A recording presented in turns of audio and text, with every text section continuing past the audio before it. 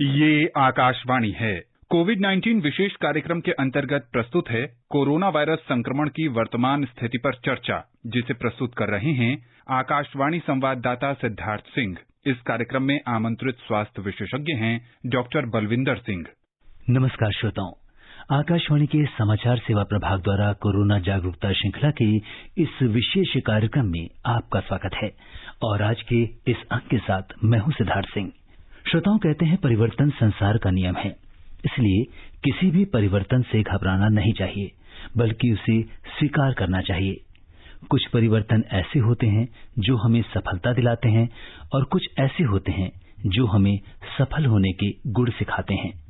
Corona के इस दौर में भी बहुत सारे परिवर्तन हो रहे हैं और इन सब के बीच जब अनिश्चितताएं बहुत हैं, दुश्मन अदृश्य है और उसे मारने के लिए हमारे पास कोई सटीक हथियार नहीं है, लेकिन हमारे पास बचाव के लिए कुछ ऐसे तरीके हैं जिससे हम इस वायरस का संक्रमण रोक सकते हैं।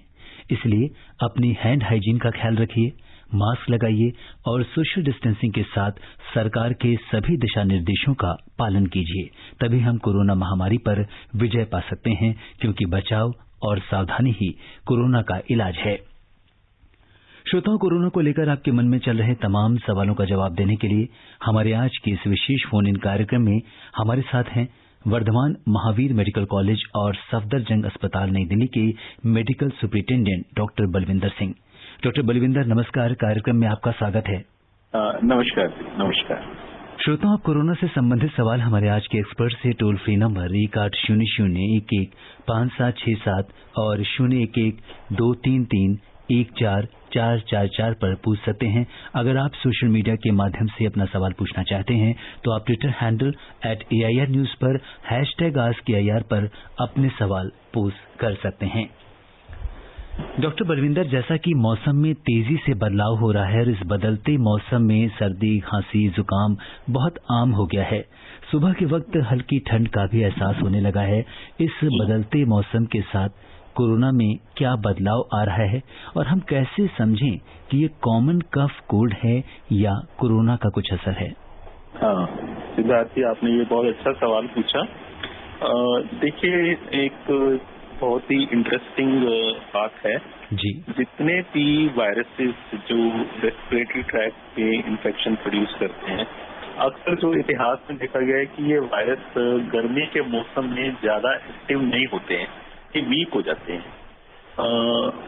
हमारे देश में कोरोना जो है फरवरी के महीने में शुरू हुआ, जिससे बसंत का मौसम होता है, धीरे धीरे गर्मी बढ़ती है और ये कोरोना वायरस आया, इन्फेक्शन हुआ और हमने काफी हद तक उसमें जीत भी हासिल की। परंतु गर्मी के मौसम में ये वायरस वीक होता है और ये कम्युनिटी में स्प्रेड भी करता रहता है फास्ट।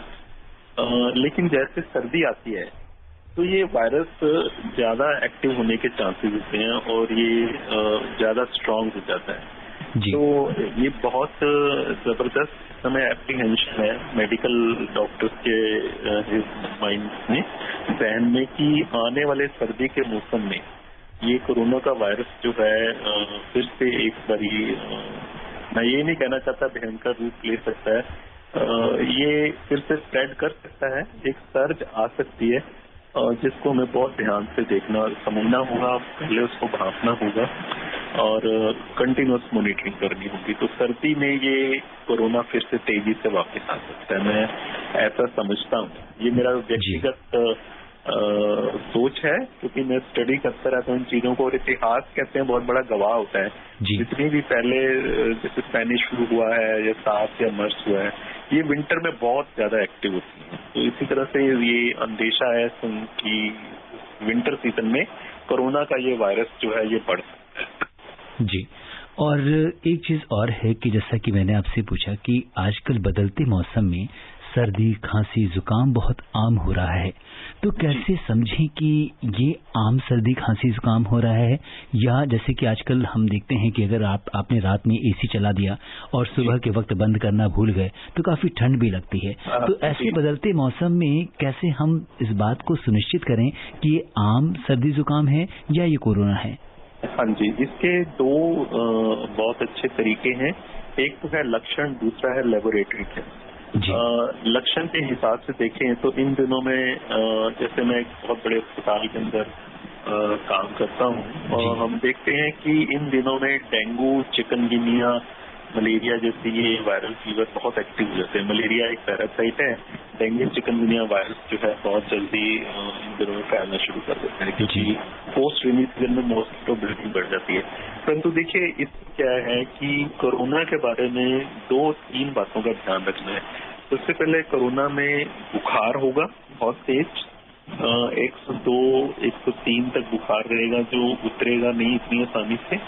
दूसरी बात क्या है कि इसमें खांसी जरूर होती है क्योंकि इसमें लंग्स में एयर स्पेसेस में कोरोना वायरस जब जाके बैठ जाता है तो ये म्यूकस प्रोड्यूस करता है जी। तो वो म्यूकस जो है क्या करता है, वो एयर स्पेसेस को ऑक्यूपाई कर लेता है और म्यूकस प्रोडक्शन जो होती है वो शुरू हो जाती है तो वो खांसी का रूप लेती है, तो बलगम भी आता है, खांसी बहुत तेज होती है। और मैंने जैसे आपको बोला ना, कोरोना लंग्स के बेसिस में जाके एयर स्पेस में बैठ जाता है तो ऑक्सीजन की जो है हमारी चेस्ट की, हमारी बॉडी की ऑक्सीजन डिमांड बढ़ जाती है, सांस लेने में बहुत दिक्कत आती है। अक्सर आपने देखा होगा कि डॉक्टर इमीडिएटली सबसे पहले आजकल लोग पल्स ऑक्सीमीटर घर में लेके रखते हैं, अपनी ऑक्सीजन देखते हैं। तो 3 चीजों का ध्यान रखना चाहिए संक्षिप्त में। पहला फीवर होगा बहुत तेज, दूसरा खांसी होगी और तीसरा सांस लेने में बहुत दिक्कत होगी।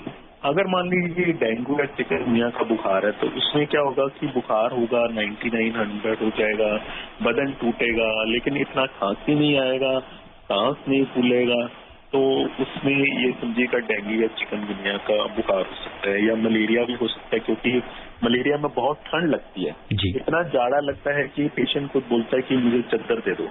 4-6 घंटे 2-4 घंटे चद्दर करता है, फिर उसको गर्मी आती है, पसीना आता है, उसमें cold stage and hot stage होती है, तो फिर वो कंबल चद्दर उतार देता है, तो वो मलेरिया जिसमें खुद जाड़ा लगता है, तो शरीर बदन कांपता है, चिल्स एंड राइगर्स होते हैं जी। तो अब ये तो हो गया लक्षण के हिसाब से जी। दूसरा आता है लेबोरेटरी टेस्ट। आजकल देखिए बहुत सारे लोग जाके रैट का टेस्ट करा रहे हैं। RAT is rapid antigen test जी। रैपिड एंटीजन टेस्ट आप जाके करा लीजिएगा। अगर टेस्ट आपका पॉजिटिव निकलता है फिर तो मतलब कोरोना है जी। अगर नेगेटिव निकलता है तो उसमें क्या है कि अगर लक्षण कोरोना के ज्यादा हैं जी, बहुत क्लियर है, तो फिर RT-PCR लेबोरेटरी टेस्ट करा लेना चाहिए, उससे आपका डायग्नोसिस होगा। तो मैं सोचता हूँ कि रैपिड एंटीजन टेस्ट करिएगा, लेकिन उससे भी बेहतर है अगर RT-PCR की फैसिलिटी अवेलेबल है तो आप RT-PCR टेस्ट जी। और डॉक्टर बलविंदर, जैसे आपने RT-PCR टेस्ट की बात की है, आजकल एक चीज लोग बहुत ज्यादा बात कर रहे हैं वो है CT वैल्यू की, जो कि हमें बताता है कि हमें कितना इन्फेक्शन हम स्प्रेड कर सकते हैं एक व्यक्ति से दूसरे में, या वायरल लोड कितना है। इसके बारे में जो भी लोग RT-PCR टेस्ट कराते हैं उन्हें किन बातों पे उस टेस्ट की रिपोर्ट में ध्यान देना चाहिए? सिद्धार्थ जी, देखिए इसमें ये बहुत ही अच्छा सवाल पूछा है आपने। इसमें क्या है कि RT-PCR की रिपोर्ट में एक CT वैल्यू दी होती है। पहले तो हमें ये पता होना चाहिए CT का फुल फॉर्म क्या है, इस साइकिल थ्रेशोल्ड। तो जिस CT वैल्यू अगर 24 से ज्यादा है तो इसका मतलब चांसेस बहुत कम है कि आप किसी दूसरे को इन्फेक्शन स्प्रेड करेंगे जी। अगर आपकी CT वैल्यू 24 से कम है तो इसका मतलब आप हाईली इन्फेक्शियस हैं, आप इन्फेक्शन स्प्रेड करेंगे। मैं एक छोटा सा लाइन और यहाँ बताना चाहता हूँ जी, वो बहुत समझने लायक है। 24 से कम वैल्यू का मतलब ये है कि साइकिल थ्रेशोल्ड, ये साइकिल होता है, हर साइकिल में RNA वायरस का अमाउंट जो है डबल होता है जी। तो अगर आपके इनिशियल सैंपल में RNA ज्यादा है तो इसका मतलब वो बहुत कम साइकिल्स में डबल हो जाएगा। तो 24 उसकी कट ऑफ वैल्यू रख दी गई है। तो 24 से कम होने का मतलब आप बहुत इन्फेक्शियस हैं, और 24 से ज्यादा है तो इसका मतलब आप लेस इन्फेक्शियस हैं, आप दूसरे को इन्फेक्शन कम स्प्रेड करेंगे। बिल्कुल डॉक्टर बलविंदर, जैसा कि आपने बताया कि अगर हमारी जो CT वैल्यू है अगर वो 24 से कम है तो हम बहुत ज्यादा इन्फेक्टिव हैं, तो ऐसे में दूसरे को संक्रमण ज्यादा फैला सकते हैं। और CT वैल्यू अगर 24 से ज्यादा है तो खतरा संक्रमण का कम होता है, लेकिन एहतियात हमें पूरा बरतना है जी। और इसके साथ ही हमारे बहुत सारे श्रोता हैं जो कार्यक्रम में जुड़ रहे हैं हमसे, और सबसे पहले रुक करेंगे मध्य प्रदेश में रीवा का, जहां से रामजी गर्ग हमारे साथ कार्यक्रम में जुड़ गए हैं। रामजी नमस्कार, कार्यक्रम में आपका स्वागत है। जी नमस्कार। नमस्कार और डॉक्टर साहब को भी नमस्कार सर जी। मैं खैर मजियार जिला रीवा मध्य प्रदेश से राम जी गर्ग बोल रहा हूँ। जी बताइए, क्या पूछना चाहते हैं? ऑक्सीजन नापने के लिए कौन सा यंत्र आता है और आम आदमी उसे कैसे नापे, थोड़ा सा बताइए। बिल्कुल डॉक्टर बलविंदर, जो ऑक्सीमीटर की हम लोग बात कर रहे थे, यहाँ पे एक बात ये भी देखने में आती है कि ऑक्सीमीटर को जब हम लगाते हैं तो उसका सही तरीके से उपयोग, उंगली में हम कितनी देर तक उसे हमें लगाए रहना चाहिए, और वैल्यूज के बारे में थोड़ा हमारे श्रोताओं को जानकारी दीजिए। हाँ जी, बहुत अच्छा सवाल पूछा है राम जी गर ने। देखिए, पल्स ऑक्सीमीटर को जब आप, ये एक स्प्रिंग की तरह होता है, इसको आप खोल के अपनी इंडेक्स फिंगर में लगा लीजिएगा। इंडेक्स फिंगर में लगाइएगा तो उसके अंदर एक छोटा सा छेद बना होता है, उसके ऊपर आपका फिंगर का जो नाखून से उल्टा हिस्सा है, पल्प ऑफ द फिंगर, वो आपके उस डिप्रेशन के अंदर लगना चाहिए, और आप उसको छोड़ दीजिए ढीला, तो उसके ऊपर रीडिंग आनी शुरू हो जाएगी। शुरू में रीडिंग फ्लक्चुएट करेगी, परंतु लगभग 1 मिनट के अंदर अंदर 30 सेकंड के अंदर, इनफैक्ट 30 to 40 सेकंड में वो रीडिंग फिक्स हो जाएगी। तो इसमें सबसे इम्पोर्टेंट ध्यान देना है कि 96 अगर आपका पल्स ऑक्सीमीटर पे रीडिंग आता है तो इसका मतलब आपको कोई घबराने का जरूरत नहीं है, आपकी बॉडी में सफिशिएंट ऑक्सीजन है। कुछ लोगों का 97, 98 आता है, 99 भी आता है जी। 96 को आप एक तरह से एक हेल्दी साइन समझ के चलिए। अगर 96 से कम है तो 90 और 96 के बीच में, तो आपको पता होना चाहिए, आपके लक्षण अपने देखने चाहिए कि आपको सांस लेने में दिक्कत तो नहीं है, और वैल्यू कम है तो थोड़ा सा आपको डॉक्टर से कंसल्ट करना। तो आप 96 का रीडिंग सोच के चलिएगा कि ये एक हेल्दी साइन है, रीडिंग पे 96 से आपके शरीर में सफिशिएंट ऑक्सीजन है। और जैसा कि आपने ये बड़ी महत्वपूर्ण बात बताई कि जब हम पल्स ऑक्सीमीटर को यूज करते हैं तो शुरू में रीडिंग में फ्लक्चुएशन होता है, तो हमें थोड़े पेशेंस के साथ 30 सेकंड से लेकर 1 मिनट तक, जब तक वो वैल्यू स्टेबल ना हो जाए, उसे वेट करना चाहिए, तब हमें उस रीडिंग को नोट करना चाहिए। बिल्कुल ठीक, हाँ जी सिद्धार्थ जी, आपने बिल्कुल ठीक फरमाया जी। और डॉक्टर बलविंदर, त्योहारों का समय भी नजदीक आ रहा है, ऐसे में बाजारों में भी भीड़ भाड़ बढ़ने लगी है। आपसे जानना चाहेंगे, यहाँ पे 2 तरह की सावधानी की जरूरत है। एक तो वो दुकान या रिटेलर जहाँ पे लोग सामान लेने जाते हैं, दूसरा वो ग्राहक जो उस दुकान पे जा रहा है। दोनों के लिए अलग अलग तरह की क्या सावधानी रखनी चाहिए?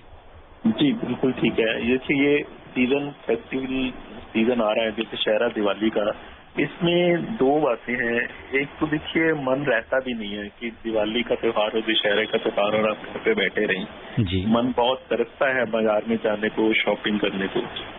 तो मैं सोचता हूँ कि कोरोना को लेके रोना नहीं है जी। और कोरोना को लेके पैनिक रिएक्शन नहीं होना चाहिए, घबराना नहीं है। आप एहतियात लीजिएगा, मास्क अच्छे से पहनिएगा। एक ऐसा मास्क नहीं पहनिएगा जिसमें साइड में भी हवा जा रही है अंदर, ऊपर से भी हवा जा रही है, और ढीला ढाला मास्क पहन के आप निकल जाएं। ऐसा करते हैं तो आप रिस्क पे अपने आप को डालते हैं जी। एक अच्छी क्वालिटी का मास्क लीजिएगा। N95 मास्क का कोई जरूरत नहीं है, मैं पहले बता दूं, क्योंकि बहुत सारे लोग कहते हैं N95 लगाओ, नहीं, आप एक अच्छा सिंपल मास्क लीजिएगा। ट्रिपल प्लाई मास्क सबसे बेस्ट होता है जी। अच्छी कंपनी का ट्रिपल प्लाई मास्क बोल के कैंडिस से लीजिएगा, उनको बोलिए N95 नहीं, ट्रिपल प्लाई मास्क लीजिएगा, उसको पहनिएगा, और पहन के आप अपना मार्केट में जाइएगा। हाथों में ग्लव्स पहन लेंगे तो बहुत ही अच्छी बात है। और जिससे आप मिठाई खरीदने जा रहे हैं उसकी तरफ ध्यान दीजिएगा, उसने मास्क जरूर पहना होना चाहिए। अगर नहीं पहना है तो आप उसको बोल सकते हैं कि कृपया मास्क पहनिएगा। और देखिए, एक चीज मैं और बहुत जरूरी कहना चाहूंगा कि कई बार क्या होता है कि आप ग्लव्स नहीं पहन सकते, या आपको ग्लव्स से एलर्जी होती है, आपको दिक्कत आती है, क्योंकि ग्लव्स पहनने से क्या होता है, आपकी सेंसेशन कम हो जाती है, पैसे हाथ से गिर सकते हैं, कपड़ा हाथ से गिर सकता है, पर्स गिर सकता है। तो ऐसी केस में आप अपनी पॉकेट में सोप स्ट्रिप्स आती है मार्केट में अच्छी क्वालिटी की, आप अपने साथ सोप स्ट्रिप्स के कम से कम 1 या 2 पैकेट जरूर रखिएगा। एक सोप स्ट्रिप का जो पैकेट होता है छोटा सा, उसके अंदर 10 स्ट्रिप्स होती है जी। तो रास्ते में जहाँ पे भी पानी मिले तो आप अपना हाथ जो है सोप स्ट्रिप से धो लीजिएगा। और इससे भी ज्यादा अच्छा है, एक आप हैंड सैनिटाइजर छोटा सा 10 रुपए से 15 रुपए के बीच में अच्छा हैंड सैनिटाइजर है, वो पर्स में रखिएगा। और जब भी आपको याद आए, जब दुकान पे जा रहे हैं, सामान खरीद रहे हैं, उसे चलने लगे हैं, तो हैंड सैनिटाइजर अपना कर लीजिएगा। और आपके साथ में जो जा रहे हैं उनको भी हैंड सैनिटाइजर से हैंड सैनिटाइज कराइएगा जी। तो ये जी बिल्कुल, अगर ये छोटी छोटी सावधानी हम रखेंगे तो निश्चित तौर पर हमें कोई संक्रमण का खतरा नहीं होगा और हम अपने त्योहार को भी डॉक्टर साहब अच्छी तरह से एंजॉय कर पाएंगे। जी बिल्कुल। और इस बीच हम रुक करते हैं राजस्थान में जयपुर का, जहां से रामू यादव जी हमारे साथ कार्यक्रम में जुड़ चुके हैं। रामू जी नमस्कार। हेलो जी, स्वागत है आपका कार्यक्रम में, अपना सवाल पूछिए। बताऊं नाम जी? रामू यादव, जयपुर झोटवाड़ा, नेत्रहीन आदमी है जी। मैं साहब मास्क लगाता हूँ तो मेरे को सांस लेने में दिक्कत आती है। 83 साल की उम्र है जी जी। और मैं नाई के दाढ़ी बनाने जाए तो नाइयों से भी आज तक डर, ऐसा कोई ऐसा है जो हम लोग दाढ़ी कैसे बनावे? 83 साल की उम्र है। नाइयों के भी हमने देखा, कईयों के कोयरा हो गया, अब हमें मालूम नहीं है। इसका कोई समाधान है क्या? जी बिल्कुल डॉक्टर साहब इसका जवाब देंगे। डॉक्टर बलविंदर, यहाँ पे एक बड़ी आम चीज है, तो जैसा कि उन्होंने बताया कि ये ब्लाइंड हैं, लेकिन मास्क लगाने पर कई लोगों की सांस फूलने की शिकायत आती है। तो पहले तो हम इस पे डिस्कस करते हैं कि इसको हम कैसे दूर करें, या हमें बार बार जब हम लगाते रहेंगे तो आदत पड़ जाएगी, या कोई और तरीका है? हाँ देखिए, ये एक बहुत ही पैना और बहुत अच्छा सवाल पूछा है इन्होंने जी। देखिए, जब हम बार्बर की शॉप पे जाते हैं, नाई की दुकान पे, तो सबसे पहला क्या ध्यान रखना है कि आपने नाई की तरफ ध्यान देना है कि नाई ने मास्क जरूर पहना हो और सैनिटाइजर उसने वो चेयर को और अपने हाथों को, चेयर्स को, जो भी वो औजार यूज करता है, उस तरह यूज करता है, कंघी यूज करता है, उसको अच्छे से सैनिटाइज करे जी। अच्छा, आप भी मास्क पहनिए। मैं ये बात बिल्कुल मानने को तैयार हूँ कि बहुत सारे लोगों को क्या होता है, मास्क पहनने के बाद उनको ना ऐसे लगता है कि जैसे उनका सांस लेने में दिक्कत आ रही है। इसको हम बोलते हैं दे फील हाइपोक्सीमिक जी। उनको लगता है कि जो उनके सांस अंदर जा रहा है उसमें ऑक्सीजन कम होने की लगती है उनको और सांस लेने में थोड़ा दिक्कत आती है। तो ऐसे में क्या करना है, आप मास्क पहने रखिएगा, बीच में कुछ सेकंड के लिए मास्क को नीचे कर लीजिएगा। मास्क को नीचे करेंगे तो आप एक आधा या 2-3 लंबे सांस लेके और फिर मास्क ऊपर कर लीजिएगा। परंतु इसमें दोनों तरफ ध्यान देना है। अपने मास्क को आप थोड़ा सा बीच में लूज कर लीजिए, नोज के, नाक के नीचे करिएगा, सांस ले लीजिएगा, ऊपर कर लीजिएगा। 3-4 मिनट तक आपको, 5 मिनट तक कोई तकलीफ नहीं होगी। ये एक दो सांस जो है नीचे करके ले लीजिएगा तो उससे लंग्स में आपके ऑक्सीजन हवा चली जाएगी, आप आराम से सांस लेंगे। लेकिन नाई के ऊपर जरूर ध्यान देना है, उसको देखना है कि आप ये ध्यान दीजिए उसने अच्छे से मास्क पहना हो, उसके हाथों में ग्लव्स पहने हो और उसने जो है अच्छे से हर चीज के औजार को, जो भी वो यूज करता है इंस्ट्रूमेंट, वो अच्छे से सैनिटाइज करे। आपका चेयर सैनिटाइज होना चाहिए और इसमें फिर कोई डरने की बात नहीं। बिल्कुल डॉक्टर बलविंदर, आपका ये संदेश बहुत सारे लोगों तक पहुंच रहा है और उन सैलून में भी पहुंच रहा है जहां पे लोग, अक्सर ऐसा देखा जाता है कि ना तो कस्टमर ने मास्क लगाया है, ना ही सैलून वाले ने मास्क लगाया है और आप उससे शेव करा रहे हैं या दूसरी चीजें करा रहे हैं, तो ऐसे में इन्फेक्शन के चांसेस बहुत ज्यादा बढ़ जाते हैं। तो यहाँ पे जहाँ एक और हम ग्राहकों की भी जिम्मेदारी यही है कि हम ऐसे सैलून में जाएं जहाँ पे पूरी तरह से सारे दिशा निर्देशों का पालन हो रहा हो और हमें भी खुद से भी उसे करना चाहिए। और इस बीच दिल्ली से देवराज जी हमारे साथ कार्यक्रम में जुड़ चुके हैं। देवराज जी नमस्कार, कार्यक्रम में आपका स्वागत है। जी देवराज जी, आपको आवाज आ रही है हमारी? हाँ, आवाज थोड़ा कम आ रही है जी। अपना सवाल पूछिए, आपकी आवाज हमें पूरी आ रही है। जी ठीक है, मैं ये जानना चाहता हूँ कि कोरोना वायरस की तरह जो दूसरे वायरस है, क्या वो भी लंग्स को इफेक्ट करते हैं? जी डॉक्टर साहब, कोरोना वायरस लंग्स पे प्रभाव डालता है, तो क्या और भी वायरस हैं जो लंग्स को इम्पैक्ट करते हैं? हाँ जी, कोरोना वायरस जो है इस समय बहुत ज्यादा फैल रहा है, वो तो लंग्स को करता है। इसके अलावा कुछ और भी वायरसेस होते हैं जो आपके रेस्पिरेटरी सिस्टम को अफेक्ट करते हैं, जैसे एडिनो वायरस है, इको वायरस है, इस तरह के कुछ वायरसेस होते हैं। परंतु आजकल इस समय पे डेंगू वायरस और चिकनगुनिया वायरस है, इसके बारे में जरूर जान लीजिए कि डेंगू और चिकनगुनिया का वायरस जो है हमारे सांस की नली को या रेस्पिरेटरी सिस्टम को, श्वास नलियों को, श्वास सिस्टम को अफेक्ट नहीं करता है। बहुत रेयर केसेस में होता है कि आपको कोई कॉम्प्लिकेशन है या उम्र बहुत ज्यादा है तो करेगा, लेकिन डेफिनेटली इनके सवाल का आंसर पहला तो ये है कि हाँ, कोरोना वायरस के अलावा भी कुछ वायरसेस होते हैं जो हमारे रेस्पिरेटरी सिस्टम को अफेक्ट करते हैं, जैसे एडिनो वायरस है, कॉमन कोल्ड वायरस है। देखिए, ये कॉमन कोल्ड का वायरस हमारे को हमारे श्वास नली को अफेक्ट करता है, हमारे रेस्पिरेटरी फेफड़ों को अफेक्ट करता है। देखते हैं ना, कॉमन कोल्ड होता है तो उसमें नोज बहने लगता है और 2 दिन के बाद फिर खांसी आने लगती है, तो ये चेस्ट में सेकेंडरी बैक्टीरियल इन्फेक्शन हो जाता है। तो ये रेस्पिरेटरी सिस्टम को, हमारे श्वास नली को, फेफड़ों को अफेक्ट करता है। इस तरह से कुछ और वायरसेस इन दिनों में होते हैं। हाँ, डेंगू और चिकनगुनिया, इसके बारे में ये ध्यान रखिएगा, उससे श्वास नली या फेफड़ों को अफेक्ट नहीं होता है। जी। और डॉक्टर बलविंदर, बच्चों में कोरोना को लेकर लोगों के मन में बहुत सारी शंकाएं रहती हैं। आपसे समझना चाहेंगे कि बच्चों में संक्रमण की क्या संभावना होती है, और अब धीरे धीरे बच्चे भी बाहर निकलना शुरू कर रहे हैं, तो उनमें किस तरह की सावधानी रखनी चाहिए? हाँ, देखिए, अभी मैं कुछ दिन पहले सुन रहा था खबरों में कि स्कूल खोलने जा रहे हैं हमारे दिल्ली में और हमारे कई स्टेट्स में। बच्चे जिस स्कूल में जा सकें और अपने इम्तिहान दे सकें। कुछ हमारे इंडियन स्टडीज हुई हैं, जैसे आंध्र प्रदेश में हुई है, तमिलनाडु में कुछ स्टडीज हुई हैं, तो इसमें ये पाया गया है हमारे इंडियन पॉपुलेशन में बच्चों से इन्फेक्शन बिल्कुल हो सकता है और बच्चों से इन्फेक्शन ये स्प्रेड भी करता है जी। और दूसरी बात ये है कि जो बच्चे जैसे 0 से 5 साल की उम्र तक हैं, उनसे भी इन्फेक्शन हो सकता है। देखिए, इसमें क्या है, कोरोना का वायरस जो है वो नेजल सिक्रीशन भी उसमें बच्चों में बढ़ जाते हैं, तो वो रुमाल पे गिरते हैं, कपड़े पे गिरते हैं, तो माँ को या घर में और लोगों को इन्फेक्शन होने के पूरे चांसेस रहते हैं। स्कूल गोइंग चिल्ड्रन में डेफिनेटली हमारे इंडियन स्टडीज में देखा गया और कहीं और भी स्टडीज में भी आया है कि कोरोना वायरस रैपिडली स्प्रेड कर सकता है। देखिए, इसमें क्या है, बच्चे जब स्कूल में जाते हैं तो वो ग्रुप बना लेते हैं।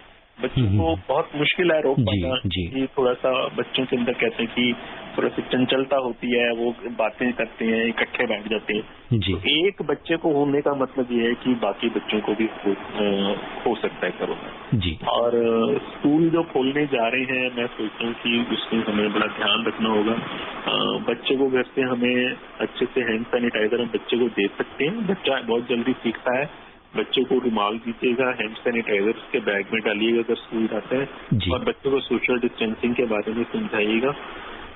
तो जो आपने सवाल पूछा, इसका आंसर है हाँ, बच्चों से कोरोना वायरस बिल्कुल हो सकता है और बहुत जल्दी फैल सकता है। और डॉक्टर बलविंदर, कई बार बहुत छोटे बच्चे होते हैं और कुछ लोग जो ऐसी फैमिलीज में रहते हैं, कई बार पॉसिबल नहीं होता उन्हें घर में छोड़ना, तो उन्हें साथ में लेकर बाजार में भी अक्सर हम देखते हैं छोटे छोटे बच्चों को लेकर महिलाएं आती हैं। ऐसे में उन्हें क्या करना चाहिए, क्योंकि वो बच्चों को, इतने छोटे बच्चों में मास्क तो लगा नहीं सकते आप? हाँ जी जी, तो इसका बहुत सिंपल आंसर है। कभी कभी हमें ये टॉलरेट करना पड़ता है। बच्चे को हमें मार्केट नहीं लेके जाना, बच्चे को घर पे रखिएगा, इसकी देखभाल में छोड़ के जाइएगा। देखिए, बच्चे को लेके जाएंगे तो बच्चे को अगर कोरोना वायरस हुआ तो बच्चों में और बुजुर्गों में जिनमें इम्यूनिटी कम होती है तो लाइफ इज एट रिस्क। तो हमें पूरा ध्यान रखना चाहिए कि बच्चे को मत लेके जाए। जी। और इस बीच मध्य प्रदेश से टीकमगढ़ का रुख करेंगे, जहां पे राजा राम जी हमारे साथ कार्यक्रम में जुड़ चुके हैं। राजा जी नमस्कार, कार्यक्रम में आपका स्वागत है जी। हेलो जी, राजा राम जी बताइए।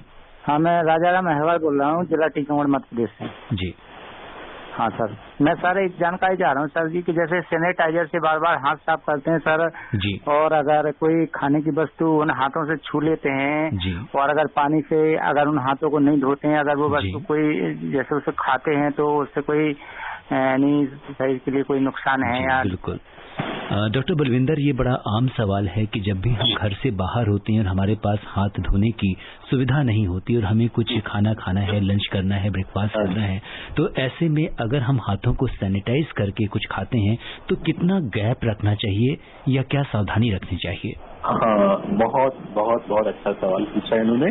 देखिए, जितने भी अच्छी क्वालिटी के सैनिटाइजर होते हैं, एक सैनिटाइजर का सबसे इम्पोर्टेंट प्रिंसिपल है हैंड्स को बिल्कुल सैनिटाइज कर देना, वायरस को मारना। लेकिन उससे भी इम्पोर्टेंट है, हर सैनिटाइजर के अंदर अल्कोहल होता है, आइसोप्रोपाइल अल्कोहल 70%।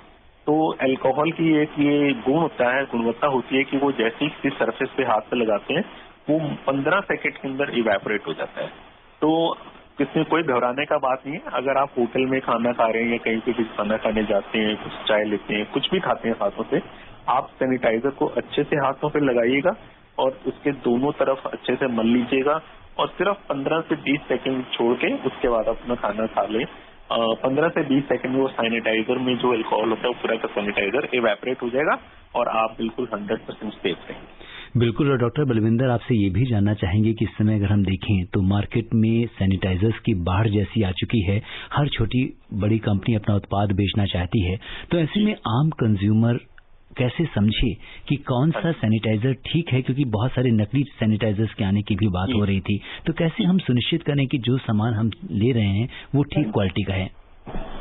इसमें सबसे इम्पोर्टेंट है एक रूल ऑफ द थंब, जिसे कहते हैं गुरु मंत्र जी। सैनिटाइजर जब लेंगे तो उसके ऊपर पढ़िएगा, उसके लिखा होना चाहिए आइसोप्रोपाइल अल्कोहल 70% जी। अगर उसके ऊपर ये लिखा है तो इसका मतलब वो सैनिटाइजर ठीक है जी। और बिल्कुल आइसोप्रोपाइल अल्कोहल 70% अल्कोहल के साथ डॉक्टर बलविंदर जैसा कि बता रहे हैं। और दूसरी इसकी पहचान डॉक्टर साहब आपने बताई कि ये जल्दी एवेपोरेट हो जाता है, तो वो इस बात को शो करता है कि ये एक प्रॉपर सैनिटाइजर है। और अब हम रुक करते हैं दिल्ली का, जहां से हमारे साथ कार्यक्रम में तपुष जी जुड़ चुके हैं। तपुष जी नमस्कार। जी सर नमस्कार। डॉक्टर साहब को भी मेरा प्रणाम। मैं तापस कुमार हाजरा, सागरपुर न्यू दिल्ली से। सर ये ठंडी का मौसम आने वाला है जी, तो आम मनुष्य को क्या क्या खाना चाहिए व खान पान करना चाहिए जिससे आम मनुष्य कोरोना वायरस से लड़ सके? डॉक्टर बलविंदर, एक बहुत बड़ी चीज आप देखते हैं कि जब भी हम मार्केट में जाते हैं, किसी केमिस्ट के पास जाते हैं, चारों तरफ एक वर्ड ऐसा है जो सबसे ज्यादा ध्यान खींचता है। अगर हम टीवी खोलते हैं तो उसमें इम्यूनिटी, इम्यूनिटी और इम्यूनिटी, ये वर्ड कोरोना काल में ऐसा है, तो हर आदमी अपनी इम्यूनिटी बढ़ाना चाहता है। तो क्या कुछ हम कर सकते हैं अपने खान पान में ऐसा कि हमारी इम्यूनिटी बेहतर हो? हाँ जी, बहुत अच्छी बात पूछी है, इन्होंने सवाल पूछा है। देखिए, इम्यूनिटी बढ़ाने के लिए अगर आप कोई सोचे कि हम विटामिन खा लेंगे या कोई सिरप पी लेंगे इम्यूनिटी बढ़ जाएगी, ये तथ्य बिल्कुल ठीक नहीं है। आप सबसे इम्पोर्टेंट अपने खाने पे ध्यान दीजिएगा। तो जैसे सर्दी का मौसम आ रहा है, तो सर्दी के मौसम में दूध और दूध के बने प्रोडक्ट्स को ज्यादा लेना चाहिए। खीर लीजिएगा घर में बनाए हुए। अब दूध के बने प्रोडक्ट्स, मिठाई भी आता है, बर्फी भी आता है, रसगुल्ला, वो सब नहीं लेना है। आप दूध का सेवन ज्यादा करें। चाय पिए तो दूध में पत्ती लगाएं, ना कि पत्ती में दूध। और दूसरा उसमें क्या है कि मिल्क के साथ आप थोड़ा सा जैसे अच्छा पराठा लीजिएगा, भरमा पराठा खाइएगा। इन दिनों में ग्रीन वेजिटेबल्स बहुत होती हैं, अच्छी आती हैं, वो लीजिएगा। इसके अलावा आप ड्राई फ्रूट देखिए, इन दिनों में बादाम, वालनट, अखरोट, किशमिश, काजू, ये थोड़े से फल जो है, ज्यादा नहीं। अगर एक ही दिन अगर आप सोचेंगे खा के इम्यूनिटी बढ़ जाएगा, ऐसा नहीं होगा। आप मॉर्निंग में जब ब्रेकफास्ट करें तो 5 से 7 बादाम की गिरियां, दोपहर के खाने में खाना खाने के बाद या शाम को चाय के साथ कुछ किशमिश, कुछ काजू ले लीजिएगा। और रात को सोते समय फिर 2 से 4 बादाम की गिरियां लीजिएगा। आलमंड ऑयल आता है, बादाम का तेल है, उसका भी आप 1 चम्मच पी सकते हैं। खाना खाने के बाद लीजिएगा, डिनर के बाद लीजिएगा। तो ड्राई फ्रूट्स लीजिएगा, मिल्क लीजिएगा, मिल्क प्रोडक्ट्स लीजिएगा। अंडा है, अगर आप वेजिटेरियन है, नॉन वेजिटेरियन है, तो आप डेली एग बॉयल करके ले सकते हैं। ये बात मैं जरूर कहना चाहूंगा कि अगर आप नॉन वेजिटेरियन है, अगर आप सोचें कि चिकन या मटन बहुत ज्यादा खाने से आपका इम्यूनिटी बढ़ेगा, तो इसमें कोई सच्चाई नहीं है जी। अगर आप नॉन वेजिटेरियन है तो चिकन सूप पीने से इम्यूनिटी इंप्रूव होता है। बिल्कुल। तो जी, good quality fresh chicken soup अपने घर में बना के लीजिएगा, बाजार का नहीं। बिल्कुल डॉक्टर बलविंदर, आपने इतनी सारी चीजें हमारे सुनने वालों को बताई कि कैसे वो अपनी इम्यूनिटी को बढ़ा सकते हैं और कैसे वो कोरोना से बचाव कर सकते हैं। आप कोविड-19 के इस विशेष कार्यक्रम से जुड़े और आपने हमारे श्रोताओं के प्रश्नों का उत्तर दिया। आपका बहुत बहुत धन्यवाद। जी शुक्रिया, आपका भी शुक्रिया। श्रोताओं, आज के अंक में बस इतना ही। चलते चलते आपसे यही कहेंगे, जलाने वाले जलाते ही हैं चिराग आखिर, ये क्या कहा कि हवा तेज है जमाने की। जी हाँ, कोरोना के इस दौर में आप अपनी हिम्मत और हौसला यूं ही बनाए रखिए और जब भी मेरा ख्याल आए अपना बहुत बहुत ख्याल रखिएगा। इसी कामना के साथ दीजिए मुझे अनुमति। नमस्कार। कोविड-19 विशेष कार्यक्रम के अंतर्गत अभी आप सुन रहे थे कोरोना वायरस संक्रमण की वर्तमान स्थिति पर चर्चा, जिसे प्रस्तुत कर रहे थे आकाशवाणी संवाददाता सिद्धार्थ सिंह। इस कार्यक्रम में आमंत्रित स्वास्थ्य विशेषज्ञ थे डॉक्टर बलविंदर सिंह। ये कार्यक्रम आकाशवाणी के समाचार सेवा प्रभाग द्वारा प्रस्तुत किया गया। इसे आप हमारे mobile app news on AIR पर भी सुन सकते हैं। इस कार्यक्रम के संबंध में अपनी प्रतिक्रिया आप हमें ईमेल कर सकते हैं। पता है airnsdtalks@gmail.com। ये कार्यक्रम फिर से सुनने के लिए लॉग ऑन करें हमारी वेबसाइट newsonair.com।